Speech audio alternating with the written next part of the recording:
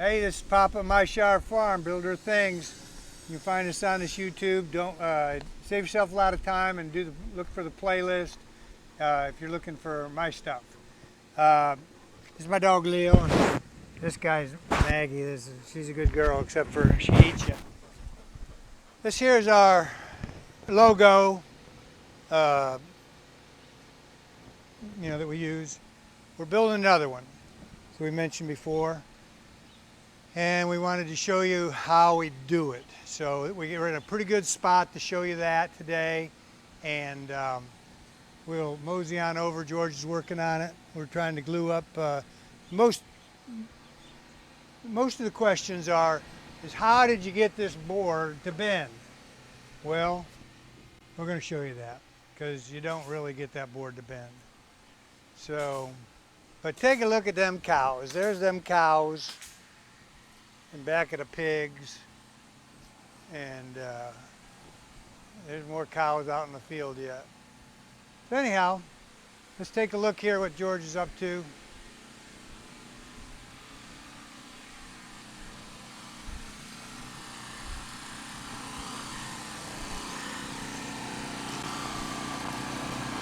Make that a little longer, George. There you go.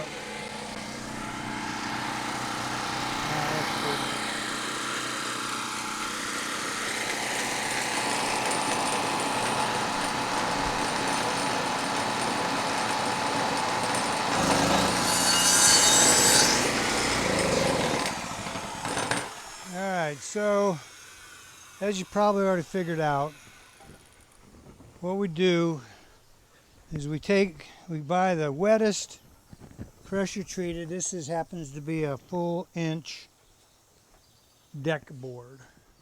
It goes like that, and we've ripped it into 5/8 inch strips, and that's small enough and wet enough. We've actually got these in the pond staying wet that they will bend enough, like so, that you can glue them together. The glue that we use is this Gorilla Glue. It doesn't have to be Gorilla Glue, but it's a 1-part urethane, moisture cured.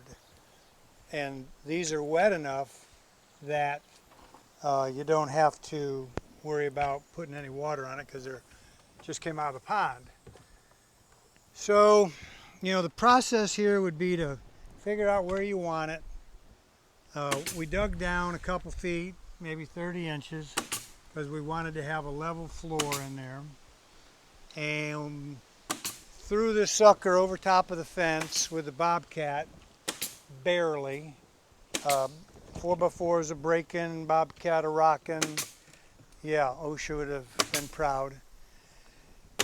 And got that situated, and then commenced to filling in underneath it, filling inside it, because we didn't want it to be moving around. As you can see here, we've leveled that out pretty good, and there's probably 6 or 7 foot of flat in there. This is going to be the pig house. There'll be a round door, as in Hobbit. It got kind of cut out by mistake. And the other thing that we want to mention is that it's kind of a flip-flop wall. So the 4x4s are on the inside of the tank. And these guys here, just like they're long here, are long inside. And then the 4x4s are underneath of that. So, yeah, if you can kind of see that. And the first one we did, the one that I was just standing in front of, it caved in a little bit because we didn't have enough support in this portion. Once we've cut this tank, obviously it takes a lot of strength of it out. And then we go about the business of putting these in on the outside. We want those on the outside because the dirt's going to be pushing against them. And if you'd have these boards out here, then all that would be holding it would be the screws. This way it's got to push against the 4x4s. So that's why we kind of have to flip-flop. Now I will put kind of ornamental 4x4s here, and another ornamental header and another ornamental one here that just make it look all uniformed. And then we've got this concrete lap siding that we'll be putting in the middle to make it all look pretty. Now, the other big trick here, other than how to bend this big old thing, now that's going to come up high or so that the dirt comes over top of this. So all this kind of goes away. You don't see any of this. So we'll fill this in with dirt quite carefully and pack it down so that we can have these setting on solid dirt. And we might even put a bigger board here, so when the dirt goes on top of this, it helps hold this up. But it's really sturdy. I was having to stand on these when I cut these off the other day, and it's pretty sturdy. I don't worry about it. But the other big deal is what's holding this up. You know, with the dirt pushing against it. We don't have a great deal of dirt. Probably wouldn't be a big deal, but as I mentioned in the poop house, the hoop house where we have the poop thing, what holds that back are the dead men. And this is what the dead men look like.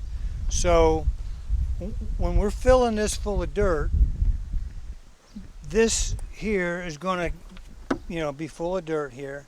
And what happens is in order for this to move that way, it has to pull all that dirt with it. And it just ain't going to do that. So that's kind of fun. But, pressure treated lumber is kind of expensive. And so that's that. But we'll show you how we're going to put another piece. Are you ready to put another piece on, George? So the dead men is very important. We got the same situation on the other side with the dead men. And then we'll very carefully fill this in. I may have a big machine come in to help throw it over there, but we're going to give it a whirl with the equipment we got, which is the tiny track hoe and our bobcat. But I did flip the track hoe over the other day, so maybe I'm just a little gun shy of that. So we will do one here for you. And we're going to go back to the original spot, which was here. Nope, yep. Very beginning. We're going to put our glue on this Rasco. I wish this weren't quite so sharp there at the top, but it's history now.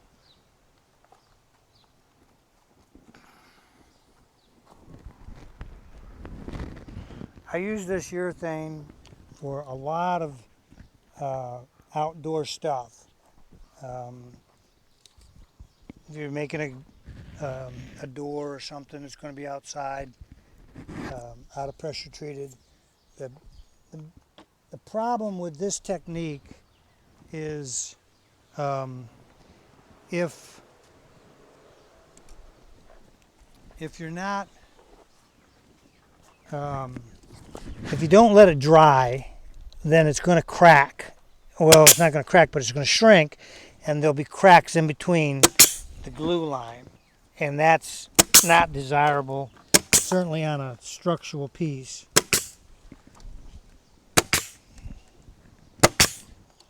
But the greenhouse, that was for you, George.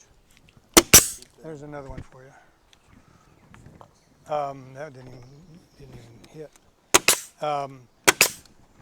The greenhouse laminations, when we get into the greenhouse, that's a pretty elaborate laminated beam, and we let that dry before we actually glued it. So we put it on the form, let it dry out, marked all the pieces, took them apart, then glued it, put it back together. It's just a lot of effort, not very practical for a project like this to try to do that. And I hope I've answered some questions on how you too can make your very own hobbit house. It's going to be a great place for the pigs. It'll be cooler in the summer, warmer in the winter. Pretty excited about moving the pigs over here. maybe them goats might want to be in here too. So there you have it. Dennis Moore, Builder of Things, Myshire Farm. Catch us on Sunday nights live at 7 Eastern. And I'll be there this coming Sunday. It is Thursday the 12th, was it? 17th, 18th? Yikes, sorry. I'll look. The 16th. So when you're on the Shire, it don't matter. Pays all the same, not very much. So there you have it. Thanks, folks, for watching. I hope you enjoyed it. And if you got any questions, I'll be happy to answer them on Sunday. So have a great day. Bye-bye.